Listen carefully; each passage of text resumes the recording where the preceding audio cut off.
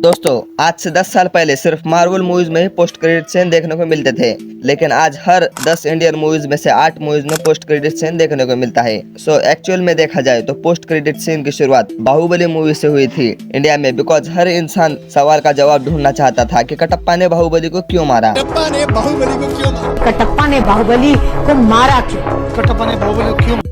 और आज भी कुछ ऐसे फिल्म है जिनके क्रेडिट सीन काफी हद तक हाइप क्रिएट कर चुके हैं। कौन कौन सी फिल्म है बताता हूँ, तब तक आप लाइक करके सब्सक्राइब कर दो। साल 2024 में आई विजय थालापति की गोट फिल्म का पोस्ट क्रेडिट सीन, जिसने पब्लिक में काफी ज्यादा हाइप क्रिएट कर ली है, क्योंकि ये विजय की सेकंड लास्ट मूवी है। मोस्टली ऑडियंस ने जीवन के मरने के बाद फिल्म का लास्ट समझ लिया था, बट इस क्रेडिट सीन ने सब कुछ बदल दिया। मूवी में सिर्फ जीवन को ही मरता हुआ दिखाया गया है, लेकिन माइनर और कल्याण को मरते हुए नहीं दिखाया गया। जबकि क्रेडिट सीन में 2 विजय दिखाए गए, जो कि दोनों ही जीवन के क्लोन हैं, और ये क्लोन्स खुद संजय ने बनाए हैं, बिकॉज संजय को भी फिल्म में मरते हुए नहीं दिखाया गया।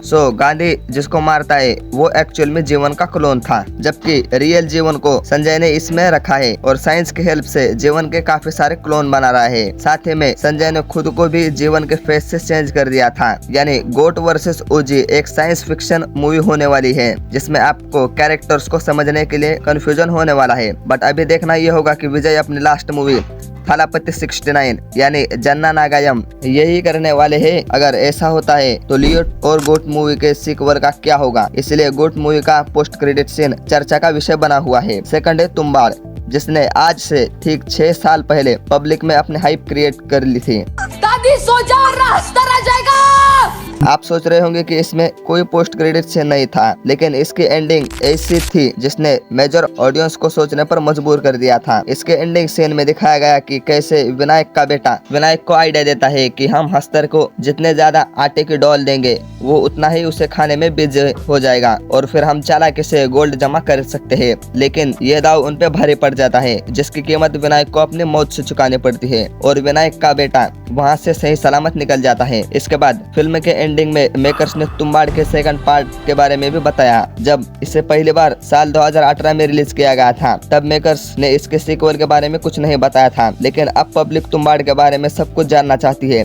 इसकी हाइप ऑडियंस में काफी ज्यादा बनी हुई है। थर्ड इज पुष्पा 2, जिसने अपने फर्स्ट पार्ट से ही काफी ज्यादा हाइप क्रिएट कर ली थी। इसके दूसरे पार्ट पुष्पा 2 ने बॉक्स ऑफिस पर 1900 करोड़ की कमाई की और कई रिकॉर्ड तोड़ दिए, और अब इसके थर्ड पार्ट को लेकर पब्लिक में काफी ज्यादा बेज बना हुआ है, बिकॉज इसकी एंडिंग ही कुछ ऐसी हुई थी जिसने एक बार फिर सोचने पर मजबूर कर दिया था कि पुष्पा 2 में सभी विलेंस का खात्मा नहीं हुआ और पुष्पा ने और भी ज्यादा दुश्मन बना लिए, जिसमें मंगल सेनु और जॉली रेड्डी तो इसके पुराने दुश्मन थे ही, बल्कि मुरुगन और सेंट्रल मिनिस्टर के अलावा एक नया विलन भी देखने को मिला, जिसने पुष्पा के पूरे फैमिली को बम से उड़ा दिया। अब इस बंदे से पुष्पा की क्या पर्सनल दुश्मनी है जो इसने इतनी ज्यादा तबाही मचा रखी है? ये विलन कौन है, कहां से आया है, ये जानना फैंस के लिए सस्पेंस बन गया है। तो यही रीजन है कि पुष्पा 2 का क्रेडिट सीन ट्रेंडिंग बन गया है। नेक्स्ट है प्रभास अन्ना की कल्कि 2898 AD, जिसकी एंडिंग हाई इमोशन पर एंड होती है। इसमें एक पोस्ट क्रेडिट सीन भी दिखाया गया था, जिसे मोस्टली ऑडियंस ने मिस कर दिया था, जहां सुप्रीम यास्किन ने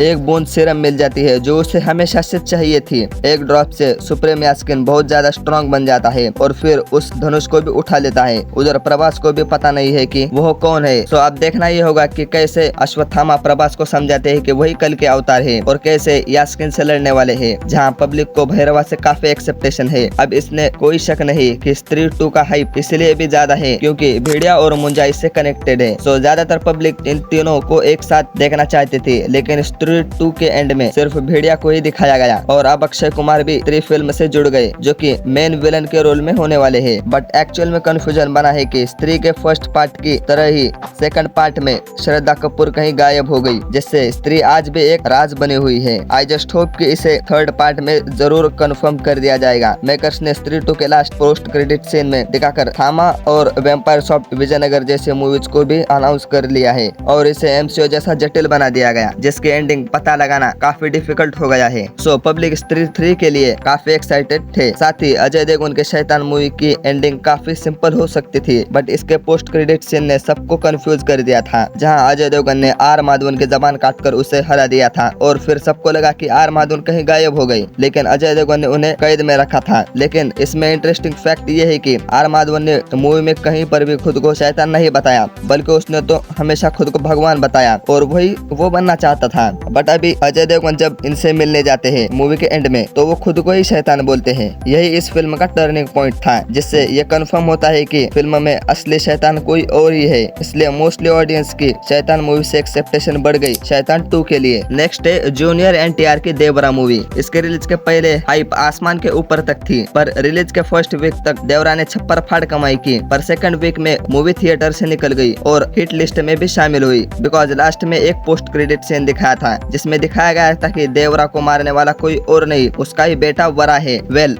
देखा जाए तो मेकर्स ने इसे बाहुबली से कंपेयर करने की कोशिश की है। ठीक जैसे सभी जानना चाहते थे कि कटप्पा ने बाहुबली को क्यों मारा, ठीक वैसे ही सिचुएशन देवरा मूवी में भी क्रिएट करने की कोशिश की गई है, जहां इन्होंने क्वेश्चन किया कि बेटे ने बाप को क्यों मारा, जो कि पूरी तरह फेल हो गया। जबकि मोस्टली ऑडियंस को कहना था कि सेकंड पार्ट की कोई जरूरत ही नहीं थी, मूवी की स्टोरी फर्स्ट पार्ट में ही एंड हो जानी चाहिए थी, जबकि इसके सीक्वल के लिए आगे कुछ बचा ही नहीं है। सो यही रीजन था कि देवरा मूवी ने हाइप तो क्रिएट कर ली, लेकिन इसके क्रेडिट सीन ने सब कुछ बिगाड़ दिया। वेल, आपको किस मूवी का क्रेडिट सीन बेस्ट लगा, कमेंट में जरूर बताएं। तब तक के लिए जय हिंद, जय भारत। मिलते हैं अगले वीडियो में।